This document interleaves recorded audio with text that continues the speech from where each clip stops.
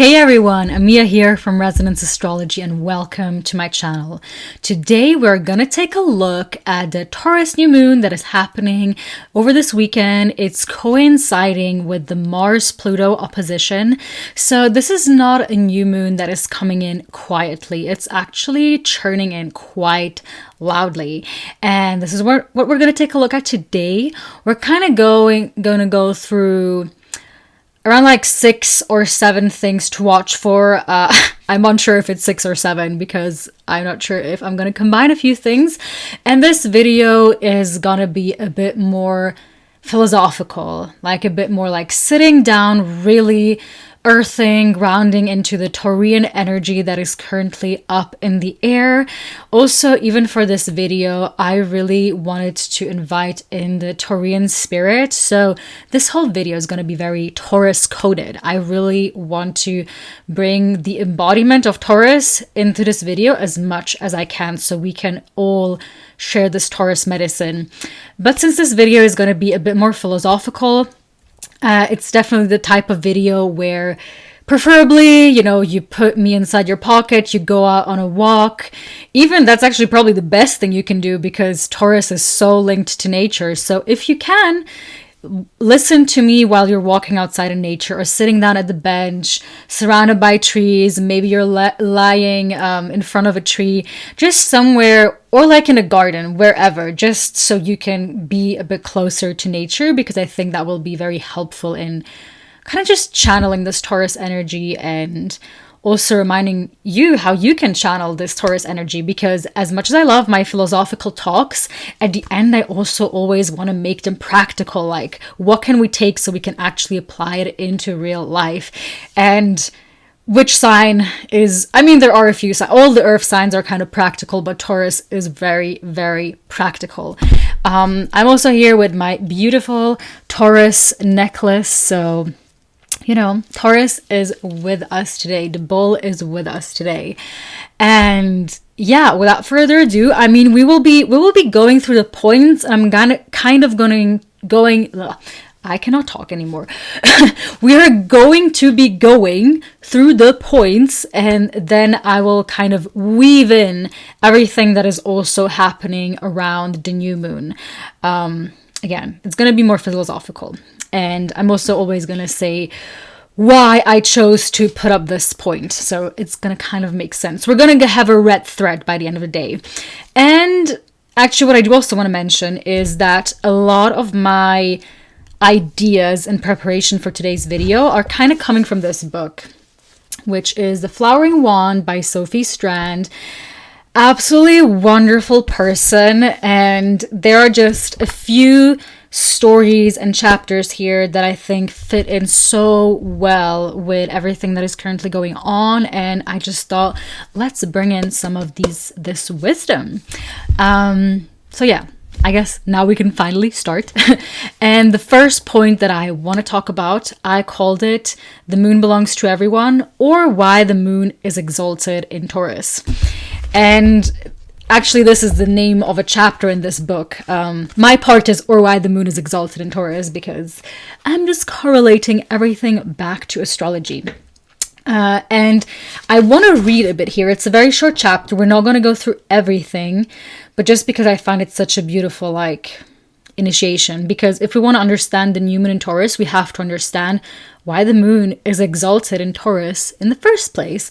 And this one has an interesting twist, because she also says here lunar medicine for the masculine. And I know that the moon is something that we always associate with the feminine, so I thought it's a good small provoking thing to start off with at the beginning, especially again because it's like a T-square, so it's good to provoke some things here. Masculinity is lunar, gender is lunar, sexuality is lunar, landscape is lunar, bodies liquid in a flesh silhouette are tides of lunacy, constantly shifting their internal shorelines. To be lunar means to change, to be full and ripe one night and tired and reclusive another. What is the masculine? The masculine doesn't belong to a specific type of body. The masculine, like the moon, is mutable. There is no final destination for masculinity. It flickers, thickens, breaks, flows. It anastomosis. I hope I said that word right. Mycelial hypha by hypha through soil. Many of the early mythological figures we have rerouted are lunar. They are connected to the night, the earth goddess, the bull, and the underworld. Like plants, they are always specific flowering suited to their environments. But once they fruit, mushrooms sporulate, sending their tiny spores on the wind to repopulate the soil of somewhere else.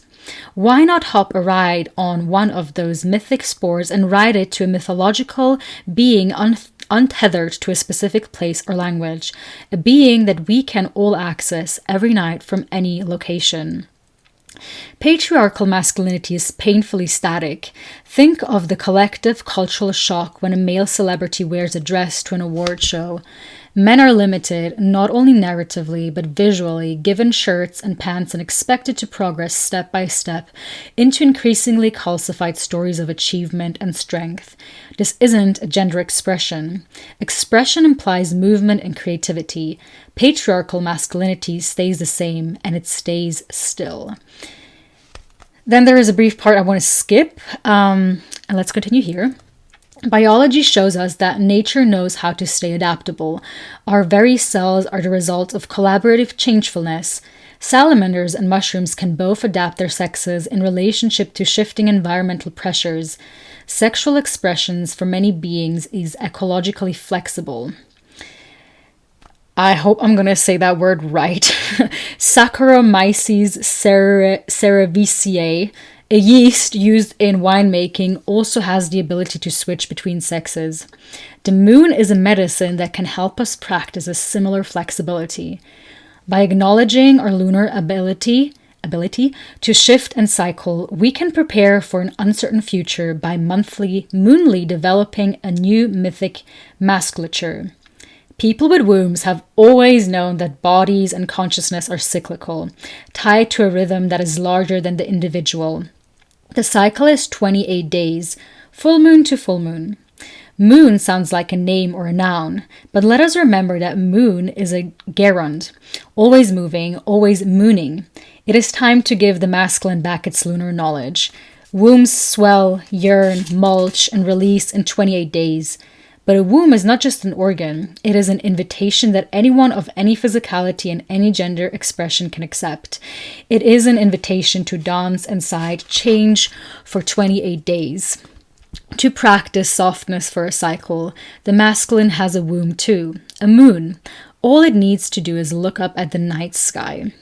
What is lunar wisdom? Even on a new moon night, the moon is still present, which is what we're doing this time around, the new moon in Taurus, replete and whole, while also void and occluded. This is a completion that holds loss tenderly inside its body. It is neatly summoned up by Octavia Butler's powerful words, God is change. The moon is every gender, every sexuality, mostly both, always trans, waxing and waning. The moon only ever flirts with fullness or emptiness for a brief, tenuous moment before slipping into change. Here is our blended, androgynous Dionysus, wine-drunk, love-swollen, wind-swept, in ecstatic union with the holy. The moon encourages us to dissolve our edges rather than affirm them. Lunar knowledge keeps us limber, keeps us resilient. Awe, whether somatic or spiritual, transforms us. The alternative to patriarchy and sky gods is not equal and opposite. It is not a patriarchy with a woman seated on a throne. The sacred masculine isn't a horned warrior bowing down to his impassive empress. The divine, although it includes us, is mostly inhuman, mutable, mostly green, often microscopic, and it is everything in between. Interstitial and relational, the light and the dark, moonlight and moving water, the lunar bowl where we all mix and love and change.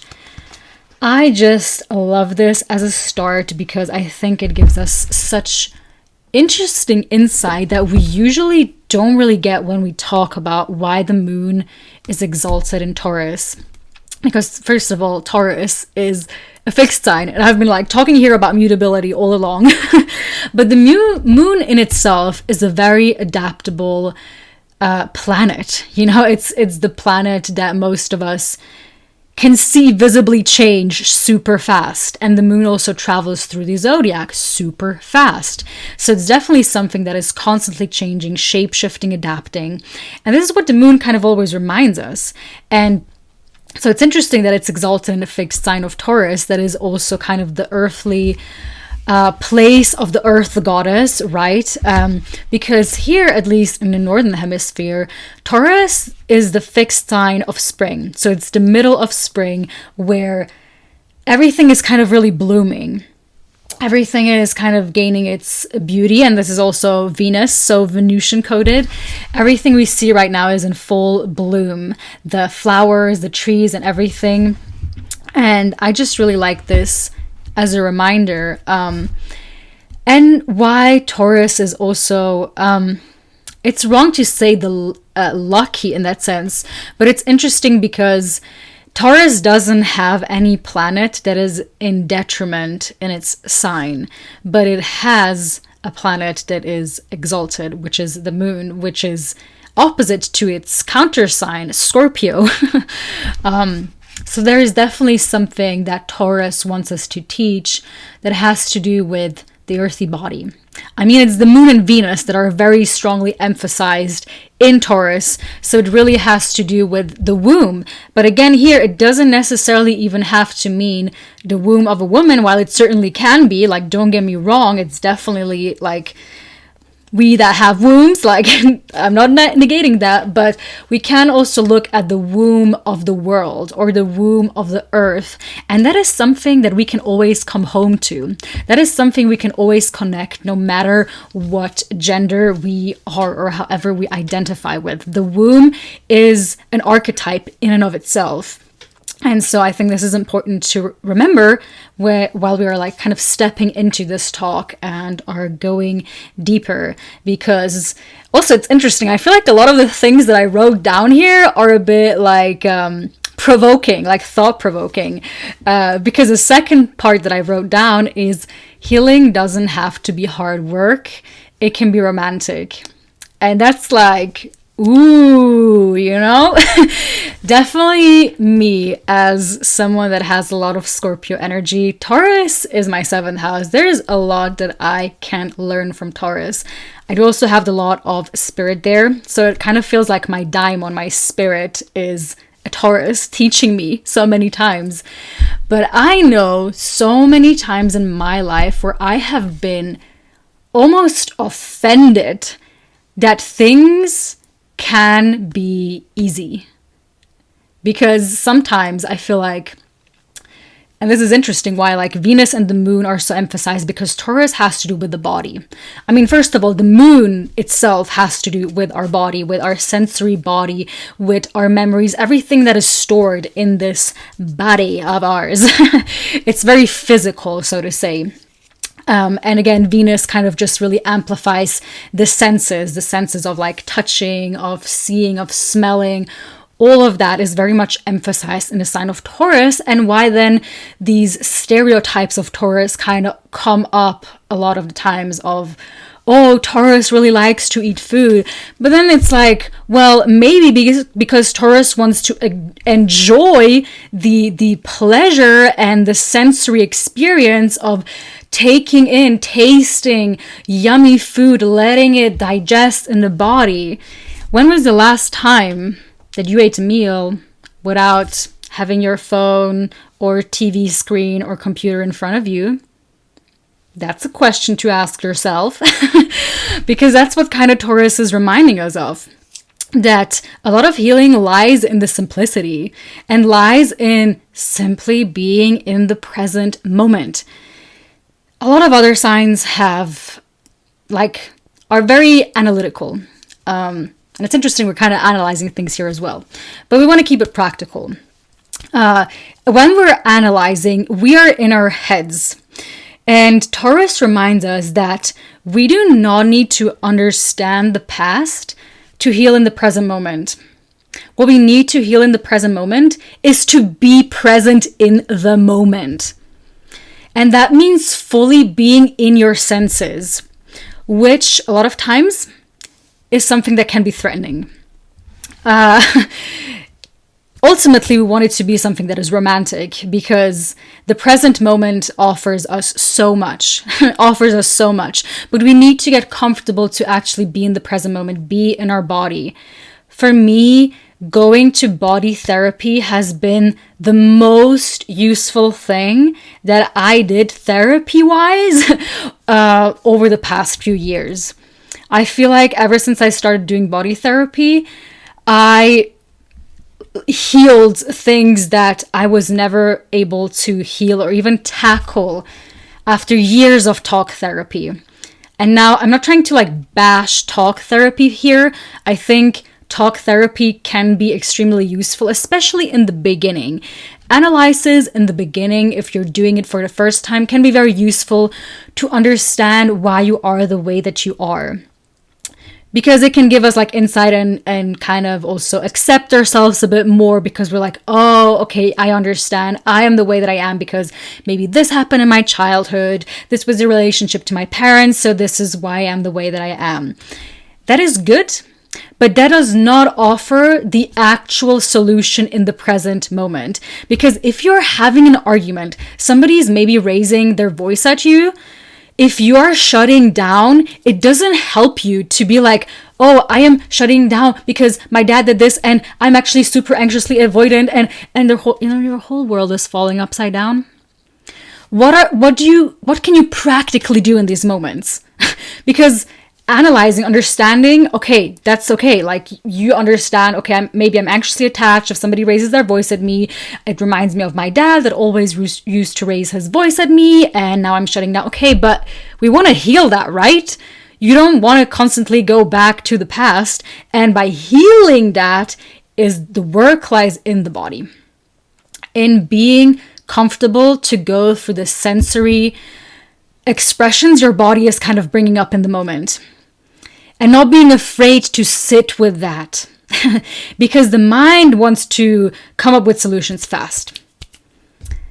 But the body simply just wants you to be present and be okay with that. Maybe take a breather. Maybe do that right now. Maybe do that right now. How are you feeling now that I'm slowing down? Not talking so fast anymore? Can you just simply sit with the video?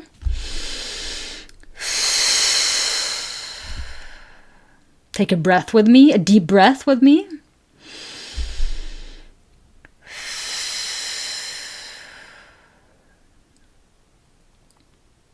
That is something I'm also struggling with, by the way.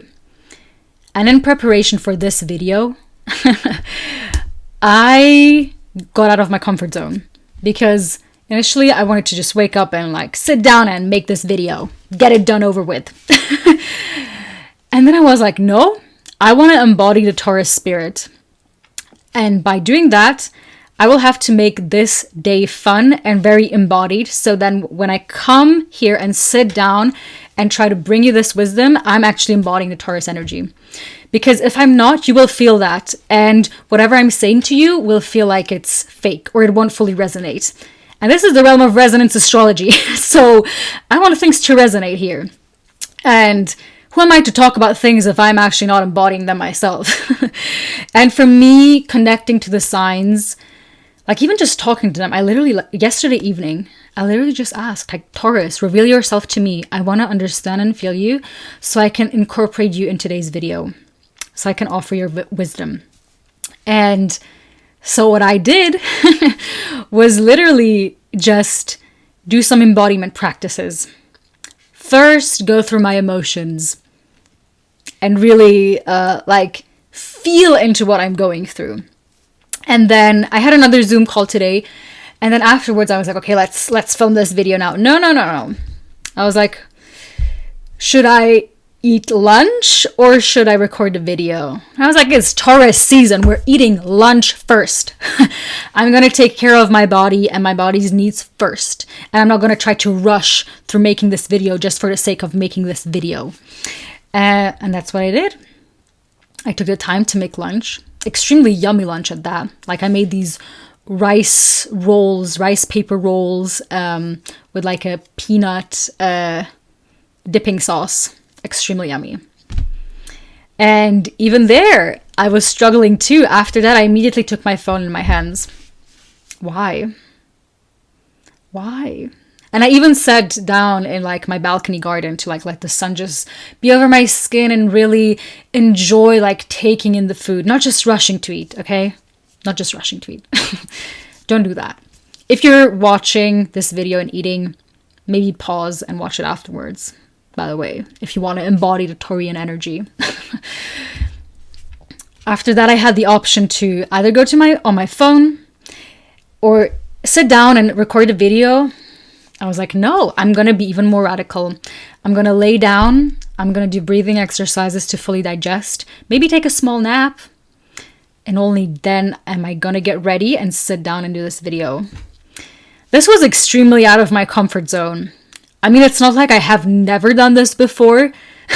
But in terms of like working and always being productive, Taurus is like, okay, we can be productive, but it can be romantic. One thing I also wrote down, which I'm gonna title my like Instagram post in response to this, is what if instead of working harder, we need to rest softer? Ooh, I like this. Provoking as well, once again. Because I feel like this T-square that is happening on the new moon, okay, we have this whole like Mars-Pluto thing, which can be very, like, there's a lot of tension essentially that is going on. And so I think with this moon in Taurus that is exalted, what we can do on a practical level is to ground ourselves as much as we can. So healing can be romantic. Healing can be simple. A lot of the healing work is realizing just, I'm kind of a plant, I belong to nature. I need water, I need sunlight, I need to be outside, connecting with nature. I need to be in the right environment so I can bloom. And rest, rest.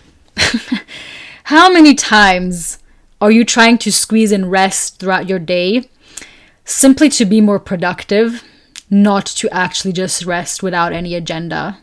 Seriously.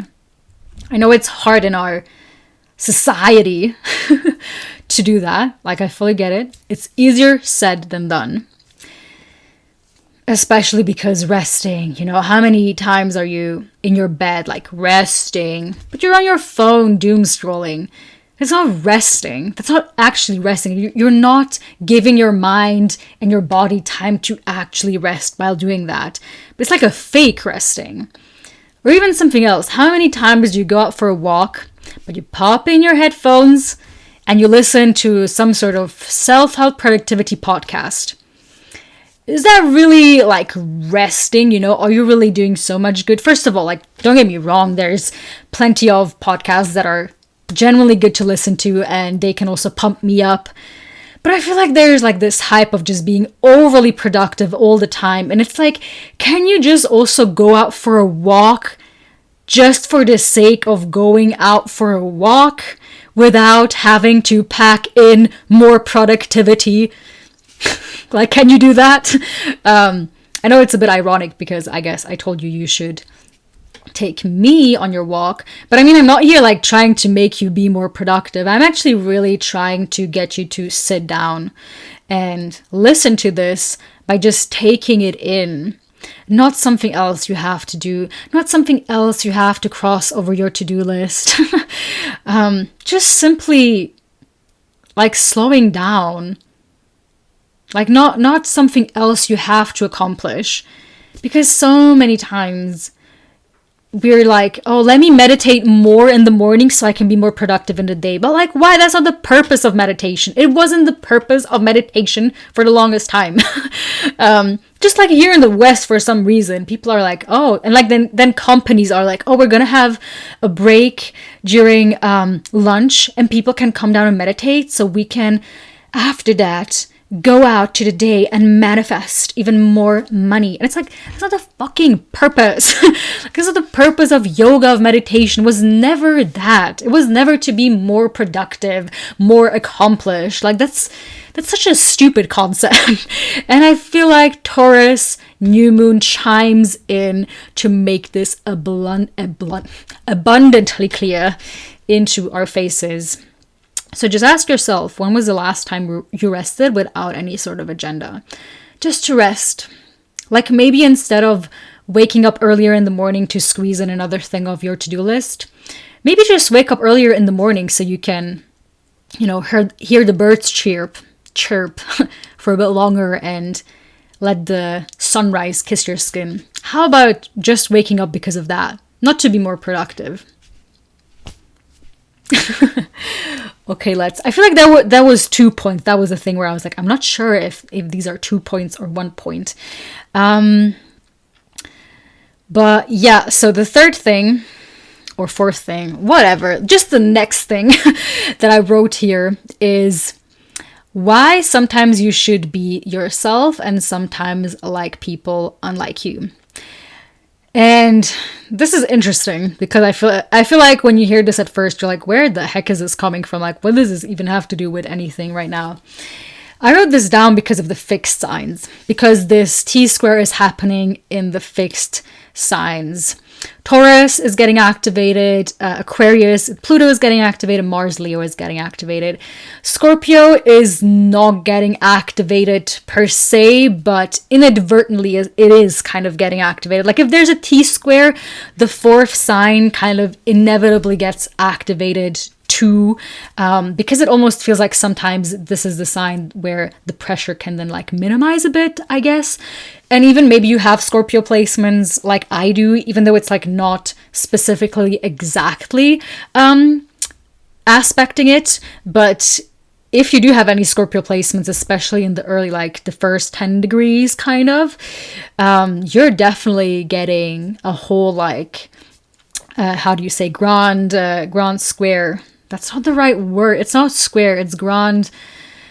Oh my gosh, this is embarrassing, but grand square. It's not grand square. You get what I mean. Activated here. Someone correct me in the comments. I'm having a blackout right now when that's called, which makes me feel like I'm a shitty astrologer. But yes, why I wrote this here, because fixed signs have a hard time changing. And this T-square chimes in. It feels like a forced change that we are kind of undergoing here. Taurus doesn't like to budge. But even the other ones, like Scorpio is associated with transformation, but Scorpio doesn't like to change so much per se. A lot of the changes that Scorpio does are in relation or their realization that I have to do this out of necessity. It's not because they like to. Like, mutable signs are so much better at changing and adapting. Fixed signs are not. Fixed signs are very fixed, as their name already suggests. And this then sometimes also signifies if you are constantly with the same type of people or groups or yourself, what if maybe getting outside of your comfort zone a bit? Even on Instagram, our algorithms are kind of built around certain things.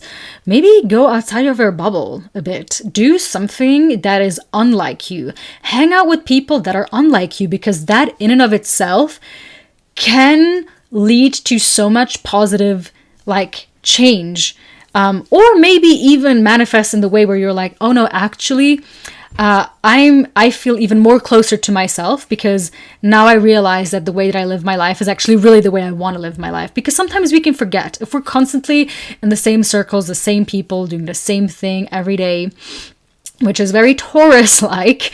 But since this is like a tension square coming up here, I feel like that's just a good reminder. Maybe do things outside of your comfort zone.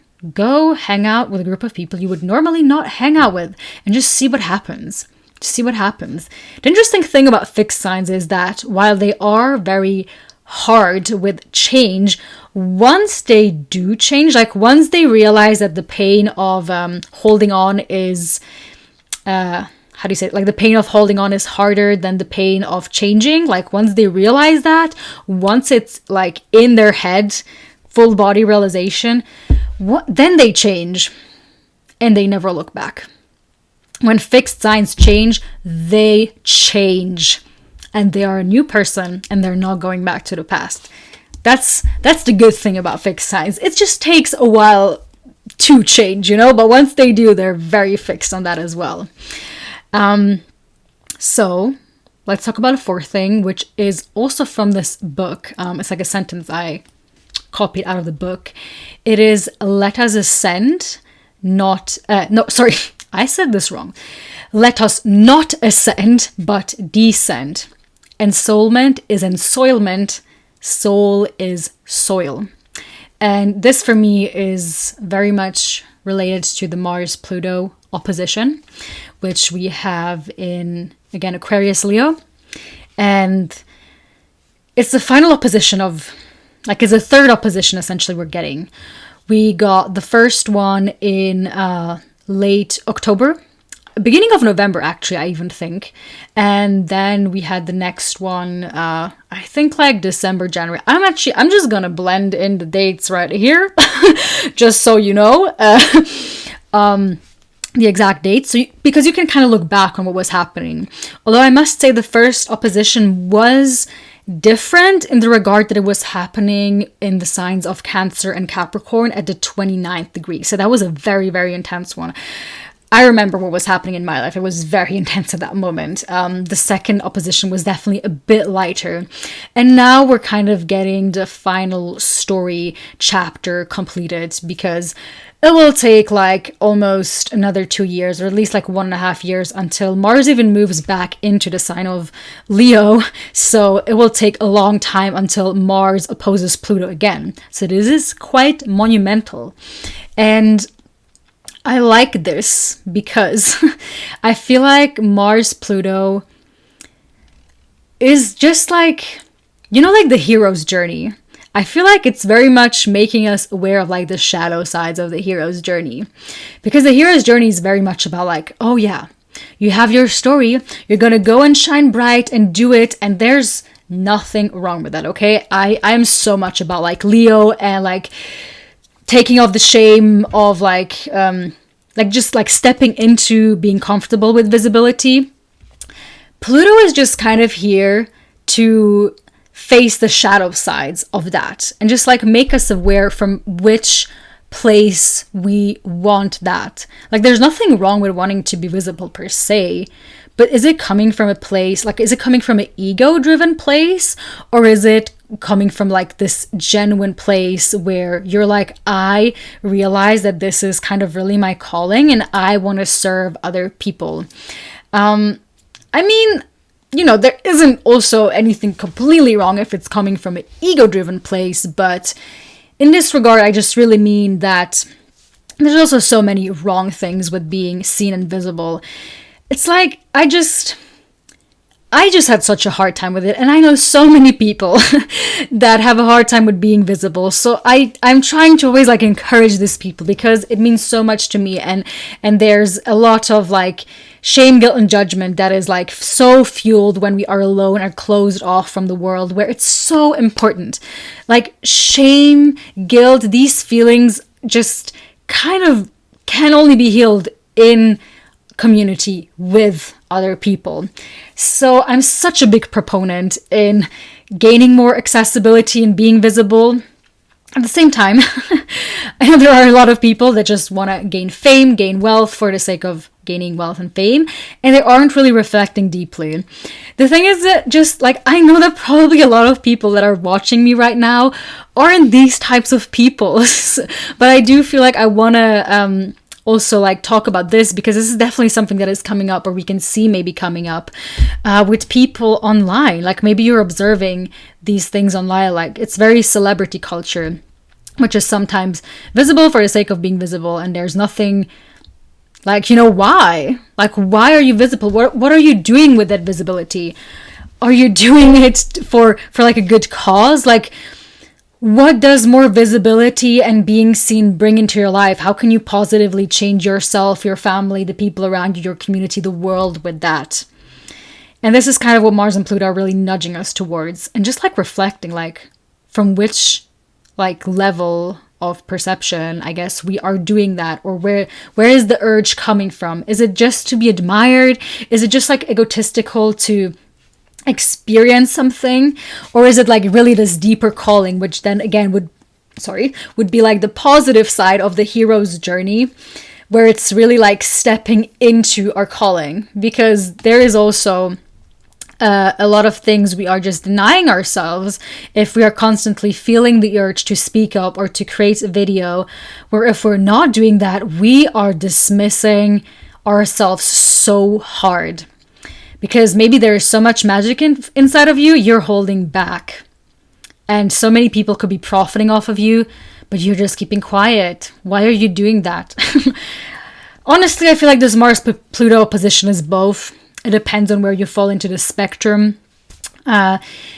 Oppositions also just always asks us to hold both as true, and that it's okay. Maybe it's okay to handle also from a bit of an egotistical place. In the grander scheme of things, if we're being called to, can we step into that responsibility of grappling with being visible and all of that?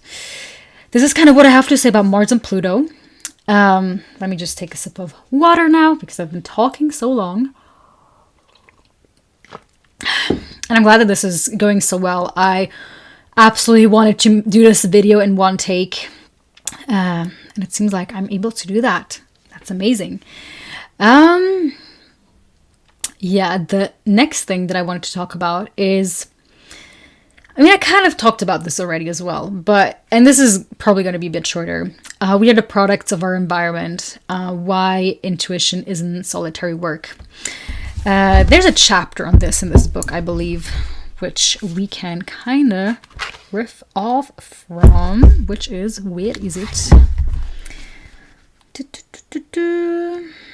It's not here. It's somewhere further than here. Even a bit further down here, I guess the last one. Yeah, let me read another chapter, because I think this is going to just sum it up very beautifully. Where is it good? Let's read it up from here. These moments are not focused on the individual. They are always participatory involvement with the world, with landscape and breath and weather, with flora and fauna and fungi. This, I think, is the most transformative psychedelic experience we can have, repeatedly flowing into the ecosystem and letting it flow back into us. Awe isn't the speedy experience of popping a tab or a pill.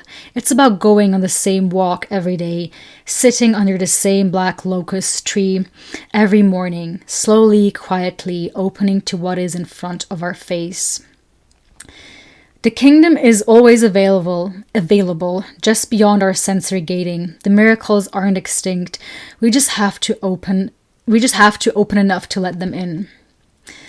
Anything will give up its secrets if you love it enough. And, sorry, these are a bit like just sentences that I underlined.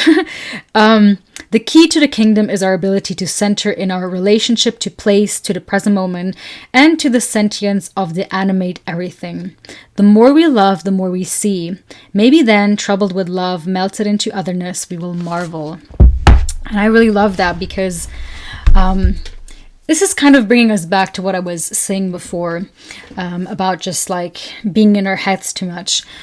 The mind, as here in the Western world, we often associate the mind with our head, but the mind is far beyond that. It's like encompassing our whole body, even our like auric field, if I can use that word, and even beyond that. Our environment is huge, huge. Have you ever done, I know I have done this practice, where I was like at this anger workshop, and even in some other places, but let's just, for the sake of an example, use this example, where one person, like another person was walking towards me, and my goal was to say stop when I feel like they are too close. And it was a stranger, so obviously my capacity to hold closeness and separation is different. But they were quite far away from me when I first just felt that in my body of like, no, that's enough. So isn't that like, if you think about it that way, our mind is so wide. It's not just here, it's so wide. And again, we are just kind of sending out these like vibrational energies, I guess you could say. I don't like this word so much because I know so many people associate with this like spiritual woo-woo, blah, blah, blah. But it's also very scientific in a big regard, where like the environment literally is a reflection of ourselves, or the way we think about certain things is reflective of how we look at our environment. Because depending on which mood I am in, I will completely differently take in the environment than maybe a friend of mine that is in a completely different mood. The color blue of this glass might be completely different in my eyes than it is in your eyes. And even if I put this book upon you, I'm like, what is written in this book? Tell me. You're probably going to be like, oh, the flowering wand. But I'm going to be like, no, I don't see that. I don't see that. But then like, oh, here is the flowering wand. But I've been looking at this side. So there isn't really like, both perspectives can be true, which is again, a bit of like the Mars-Pluto opposition here that I'm talking about. But wait, sorry, I feel like I'm losing my train of thought here. And now it's not the red thread that I wanted it to be so much. I guess my main point here is that just with our body, we can do so much, and like connecting back to Earth.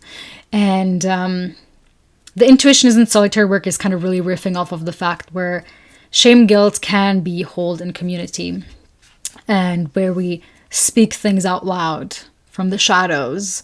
Maybe we need that depending on how this is hitting your charts. Pluto can definitely, make big things small, small things big.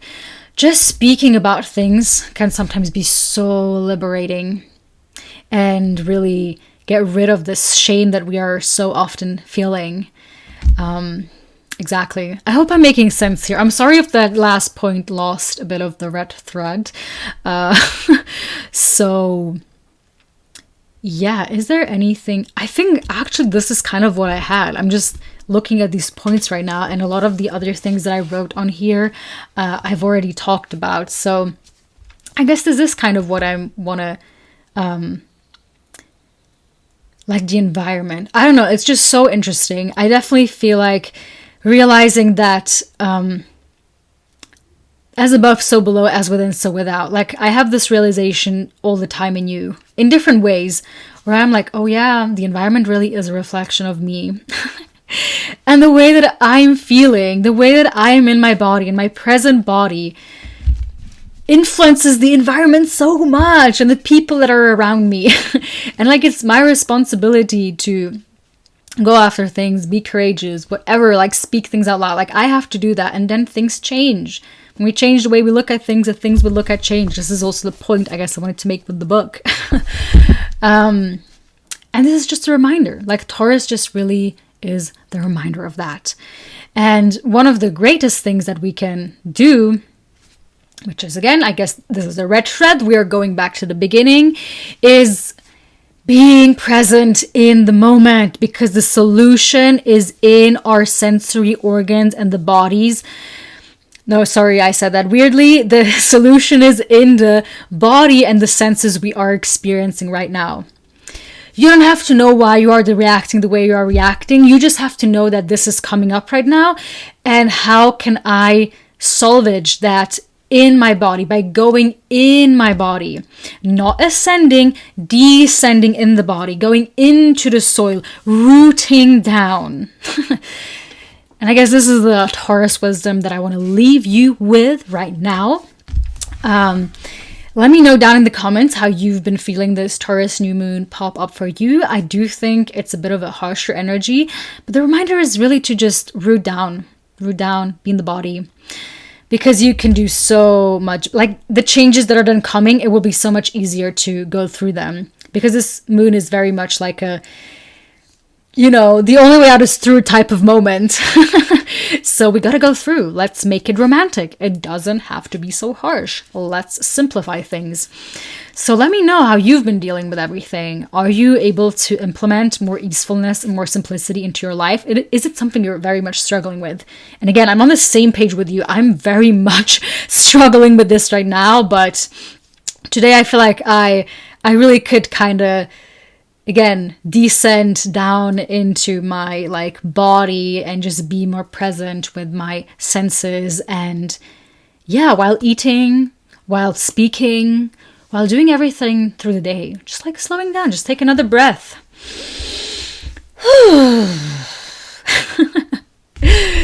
So yeah, this is what I have for you guys. If you found this video useful, leave a thumbs up, leave a like. It helps out more than you know. Again, I love reading through your comments, seriously. Even maybe you're too shy, but then like you're so free to like just write me an email or shoot me a DM on Instagram if you want to engage with a conversation. Like I would love to, seriously. If you want to share this video with somebody else that might find it useful, also would be highly appreciated. And definitely also subscribe to the channel if you want to stay updated on these types of videos. I am doing horoscope videos. I'm doing weekly overviews. I am also doing these more philosophical talks on the zodiacs. And what will also come up is the decans of Taurus, going to be uploaded this Friday. And the 11th house podcast episode is also finally going to come out next week. So I also have some long form type of content. Exactly. So if you like that, subscribe to the channel. Would be lovely having you here in the resonance community. And I'll see you next time. Have a lovely Taurus new moon. Bye.